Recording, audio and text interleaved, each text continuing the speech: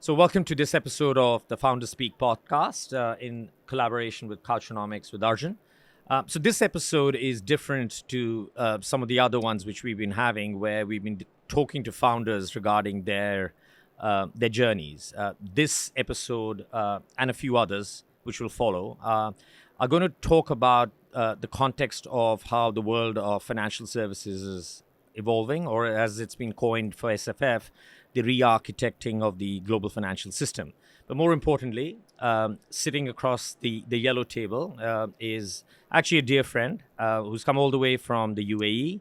His name is Ramana Kumar. He is CEO of Magnati, which is one of the biggest payment players in the Middle East. So with that, sorry, I shouldn't say Magnati, but with that, Ramana, welcome. Thank you, Arjun, and good to be back. I am, if I remember correctly, I was number 3 on your Couchonomics season 1. So you were, and pleasure, you've been a great here. ambassador to the show, and Absolutely. I appreciate all the collaboration. So, 100%. Just for disclosures, guys, I've known Ramana for about 7 to 8 years. I think maybe a bit longer, and I've known him in a number of different ways. I did call him a very dear friend, but actually our association started as a client. I guess as a client service provider relationship. Fortunately, I was on the client side.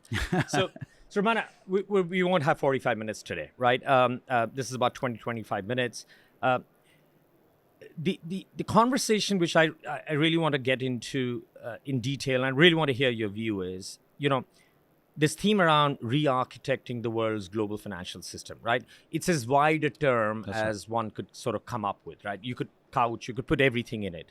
So I guess the first question for you is, what does those words mean for you or mean to you? Yeah, I think if you look at re-architecting the financial system, if you look at it, we are now in a era of conundrum, right? The conundrum is there are certain regions or countries who want to go localized, but then there are citizens of the world who are globalized. So everyone wants a global service, but at the same time, the governments, the regulators, and there are many other factors that are driving localized.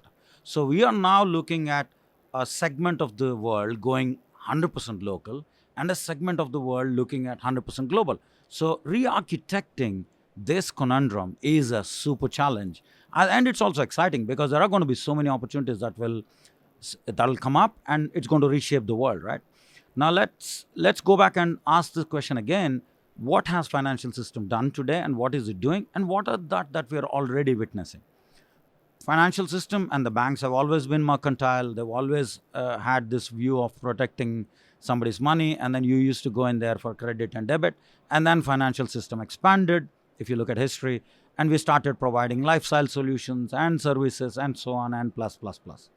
Then came the financial crisis, and then the banks were there were certain regulators who came in, and we said, no, you got to be localized, you got to cut back all of your international, you stay focused and so on.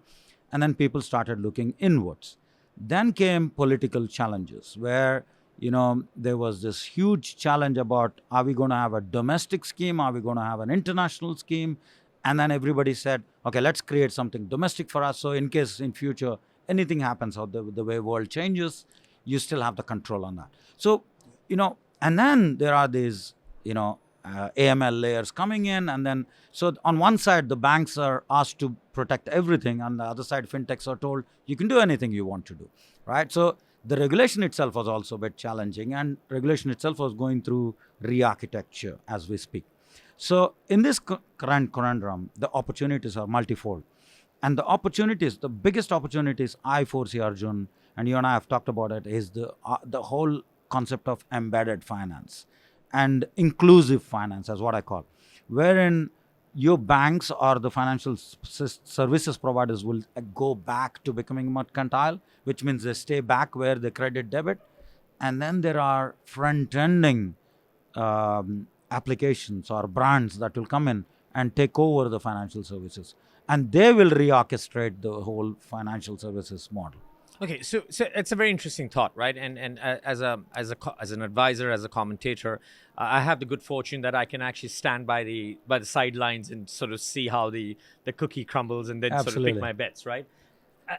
I'm a big fan of embedded finance. As a matter of fact, I was fortunate enough to be doing embedded finance before it was called embedded finance. Absolutely. And only if I had come up with that name, I think, I would have been worth $1 billion today.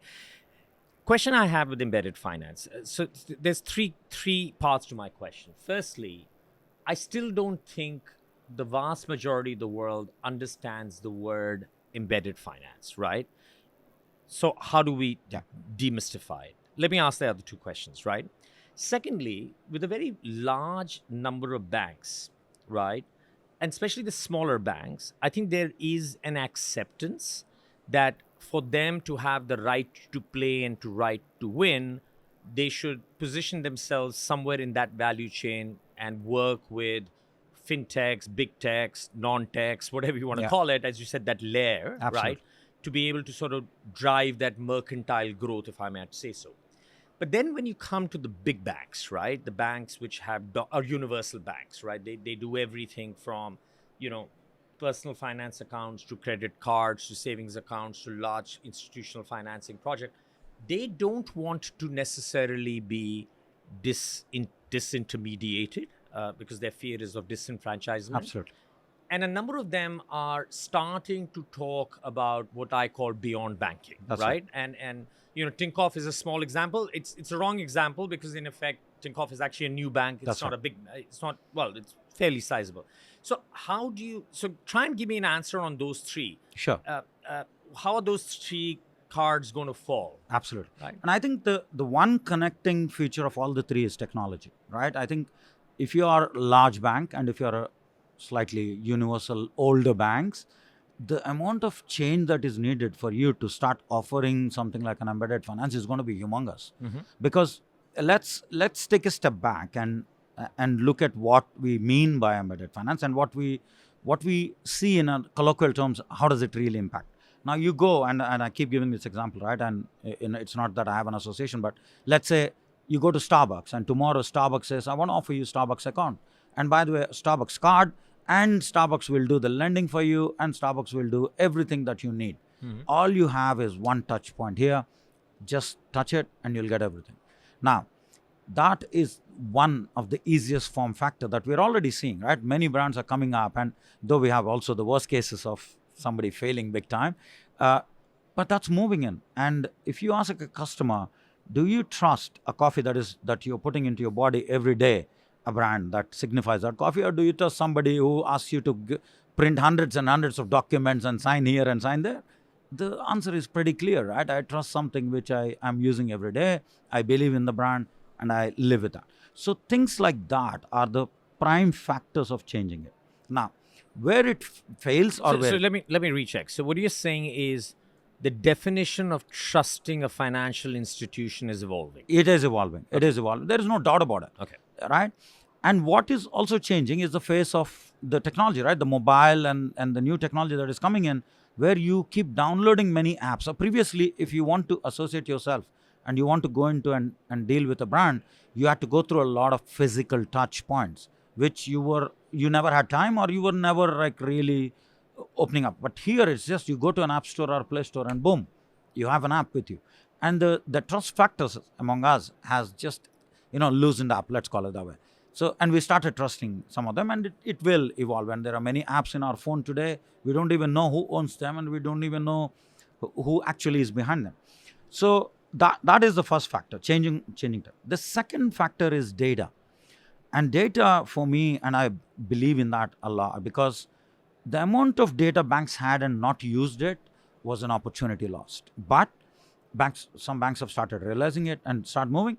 But then the way some of the other brands have used it is phenomenal. I mean, look at the likes of Google, Facebook, the likes of Amazon, and the way they are providing the services is never it's not going to be easy for the banks to catch up. It's not comprehensible to a bank. Yes, It's not comprehensible. Yeah. I think that's where banks will start questioning themselves, and that's where I think the embedded finance is going to really take over, right? Okay. Today, Amazon is literally driving your life. I mean, there are products that I would have never envisaged I'll buy. Today, we order, and you just click off a button and you're getting it. No, I agree. I always turn around and say when someone says, what is a poster child fintech for you? You know what my answer is? Shopify.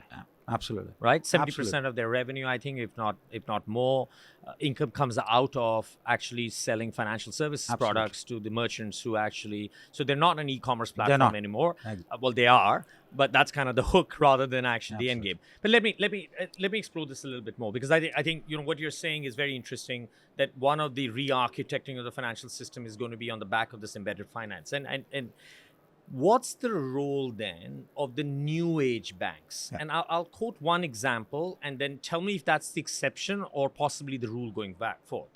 So I think we saw new banks results come out a couple of days ago. That's right. Right? Or maybe 24 hours ago. 90 million customers Yeah. have transacted with new bank, whether they're primary accounts, secondary accounts, doesn't matter, Yeah. right? Correct me if I'm not wrong, Brazil is about 250 million people. That's right. Right? How does a bank in less than a decade, or maybe just over a decade, acquire 45% of a country's consumer base? That's right. Right? So so aren't they the face of banking then? Yeah. I think, again, Arjun, there are success stories, there are failure stories as well. There is no one size fits all or one answer, but let's look at it this way. Whether you are a new bank or an old bank going through innovation and change, you have to understand that the onboarding a customer is quite easy. Like getting a customer in is quite easy. Going the life cycle is the most difficult. So if you look at typical digital banks that have been launched across the world, you came up with a low FX, no FX, no fee models, and then people started doing one transaction, and then they started questioning what next. So you're giving them a bank account, you're giving them a credit card or a debit card, and boom, what next? And that's why if you look at it, there are some who went through the digital bank models and some went through wallets models, because wallets you can offer much more. But having said that, it's all about the value proposition you build and what innovation you want to bring in and do that. There are huge opportunities in the financial services space, but how many of them really pick that up and move it into offering those Very services? few, and that's why less than 5% of them have made sustainable. Because today even a profitability. digital bank Right. says digital account, digital card, digital loan. Well, so can I? I'll just make a sweeping statement. Every bank is a digital bank eventually. Absolutely. Right? Like, because everybody is digitizing. Everybody. JP Morgan's technology and IT budget is greater than, I think, the entire fintech industry. Absolutely. Right? So it's not that. So just to quickly move on to the last question which I had. Let me try and summarize what I think we both are sort of agreeing on is embedded finance is a key catalyst, right?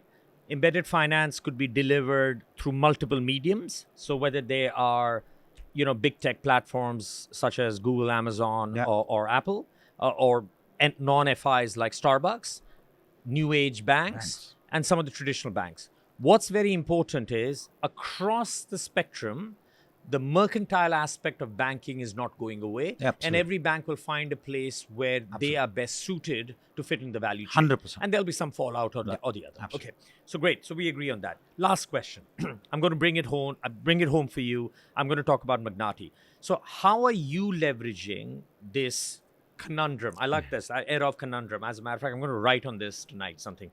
How are you leveraging this era of conundrum to your benefit? Absolutely. Couple of minutes. Right. Tell me. So as Magnati, if you look at the region back and all the large wallets, as an example, deal with Magnati because we are a tech provider. We would enable your embedded finance through APIs and the tech platform that you can connect today and start offering all of these services. Whether it's card, whether it's lending, whether it's underwriting, whether it's data-driven offers, or whether it's even as simple as the entire end-to-end processing. So Magnati is a tech platform. Magnati is a platform provider. And what we tried to use this opportunity of embedded finance is we are open to anyone to come and connect. We have our services and we have a lot of fintechs we work with as part of this platform, and we can offer these services for anyone who are regulatorily permitted to do that, right? Now, what we also offer in addition to that is, because we were part of a bank and we have sort of spun out of the bank, we offer the AML, KYC layers, which many of the fintechs can't offer today, and that is our strength as well. So in this end-to-end life cycle of onboarding anyone to offer an embedded finance, you need to have all the bells and whistles, and that's the power of Magnati today. And this is all on, as a service on cloud, and you can today just come and interact with us and get live. That's the power of So, platform. so I think we've spoken about this several times, and I think your vision is quite clear. I refer to you guys as a fintech plus, right? Here's the biggest challenge, Yes. right?